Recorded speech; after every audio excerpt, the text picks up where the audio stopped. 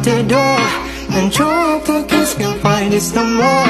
It's just you and me, and there's nothing I can do. I'm stuck with you, stuck with you. Assalamualaikum warahmatullahi wabarakatuh. Perkenalkan, nama saya Istiajah, NIM 2112062012, kelas D12 semester 4, dosen pengampu Ibu Eliana Yunita Seran MPD, mata kuliah Inovasi Pembelajaran IPS SD. Nah, sebelum masuk ke materi, saya akan sedikit membahas tentang materi fungsi kurikulum sebagai yang dikemukakan oleh Alexander Inglis dalam bukunya Principles of Secondary Education tahun 1981, yaitu B. Fungsi integrasi atau The Integrating Fashion. Fungsi integrasi mengandung makna bahwa kurikulum sebagai alat pendidikan harus mampu menghasilkan pribadi-pribadi yang utuh. Dalam hal ini, orientasi dan fungsi kurikulum adalah mendidik anak didik agar mempunyai pribadi yang integral. Siswa pada dasarnya merupakan anggota dan bagian integral dari masyarakat. Pribadi yang integrasi itu akan memberikan sumbangan dalam rangka membentukan atau pengintegrasian masyarakat. Integrasi sosial adalah proses penyesuaian unsur-unsur yang berbeda yang ada di dalam masyarakat sehingga menghasilkan pola kehidupan masyarakat yang memiliki keserasian fungsi. Integrasi sosial dapat membantu menciptakan kehidupan masyarakat yang damai dan harmonis. KI dan KD yang saya ambil sebagai berikut. KI 2 mengembangkan sikap sebagai warga negara yang demokratis, bertanggung jawab dan menghargai keragaman budaya. KD 4 menjelaskan tata cara pergaulan dalam masyarakat yang bermartabat. Tema dan subtema yang saya ambil yaitu tema 6 menuju masyarakat sejahtera, subtema 3 masyarakat sejahtera negara kuat. Nah, wujud tanggung jawab sebagai warga negara. Tanggung jawab merupakan kesadaran manusia akan tingkah laku atau perubahan, baik disengaja maupun yang tidak disengaja. Tanggung jawab juga dapat berarti berbuat sebagai perwujudan kesadaran dan kewajiban. Tanggung jawab sudah menjadi bagian kehidupan manusia di mana masing-masing akan memikulnya sendiri-sendiri, sehingga tanggung jawab bersifat kodrat. Apabila seseorang tidak mau bertanggung jawab, maka tentu ada pihak lain yang memaksa untuk bertanggung jawab. Jadi, kita sebagai warga negara yang baik harus belajar bertanggung jawab mulai dari sejak dini. Setiap orang merupakan bagian dari masyarakat yang tinggal di suatu negara. Setiap warga negara tentunya terikat oleh berbagai aturan, hukum, dan norma yang berlaku di dalamnya. Namun demikian, seseorang yang sukarela menjadi warga negara tanpa paksaan, sehingga harus menghargai dan mencintai negaranya dengan berperilaku penuh tanggung jawab.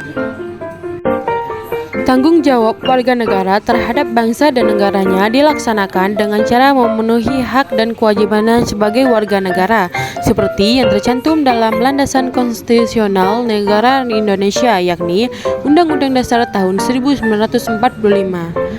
Berbagai bentuk sikap dan perilaku dapat diwujudkan sebagai cermin dari tanggung jawab warga Indonesia dalam kehidupan sehari-hari.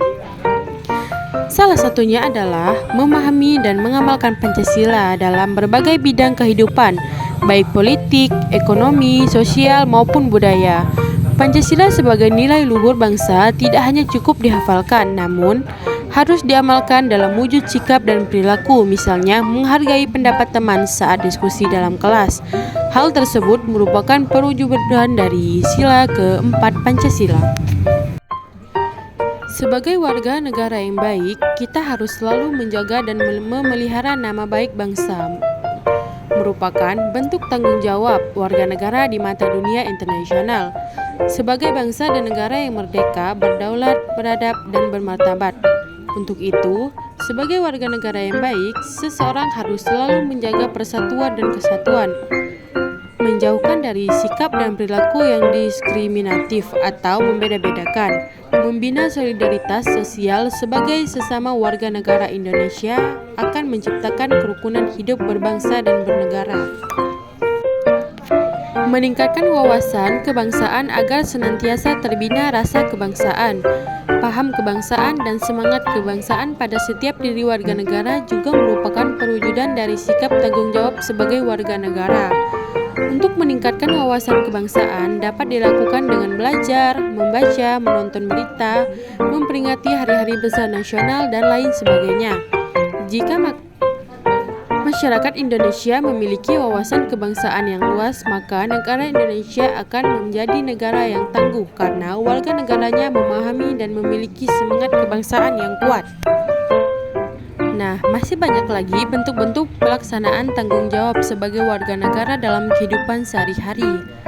Di antaranya, melaksanakan kewajiban membayar pajak dan ikut berpartisipasi dalam kegiatan upacara bendera.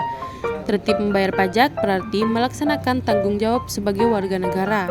Dengan mengikuti kegiatan upacara bendera dengan hikmat berarti mencintai dan menghargai negara.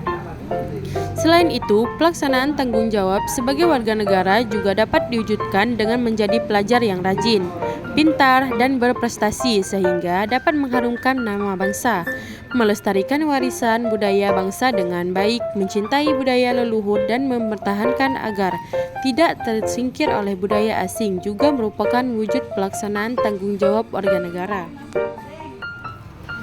Mungkin hanya itu yang dapat saya sampaikan. Sekian dan terima kasih. Wassalamualaikum warahmatullahi wabarakatuh.